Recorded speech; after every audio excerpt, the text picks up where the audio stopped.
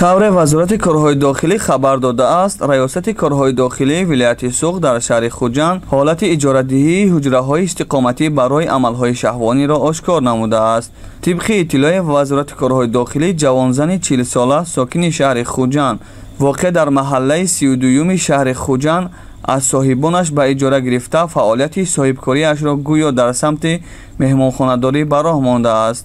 манбаъ афзуд, ки мақомоти милитсия ошкор намуд, ки дар асл дар ин макон зери ниқоби меҳмонхона фоҳишахона ташкил шудааст. дар рафти санҷиши ҳуҷраҳои меҳмонхона кормандони милитсия дар 3 ҳуҷра ҷуфтҳои шаҳватпарастро берун оварданд, ки бо пардохти аз 100 то 150 сомонӣ соҳиби шароит гаштанд, омадааст дар иттилоия.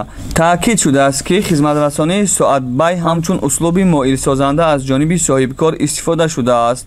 тавзеҳ дода шудааст, ки ба эвази 100-150 сомонӣ маъмурияти меҳмонхона иҷозат медод, ки афроди шаҳватпараст муваққатан аз ҳуҷраҳо истифода баранд. ба иттилои вазорати корҳои дохилӣ, аз рӯи ин ҳодиса бо моддаи 239 кодекси ҷиноятии Тоҷикистон парванда оғоз гардидааст. ин банди кодекси ҷиноӣ барои ташкил ё нигаҳдошти фоҳишахона, ҳамчунин бо ғарази шахсӣ ё занҷалобӣ ҷарима ба андозаи аз 1000 то 2000 нишондиҳанда барои ҳисобҳо ё маҳрум сохтан аз озодӣ ба муҳлати то 5 солро пешбинӣ кардааст.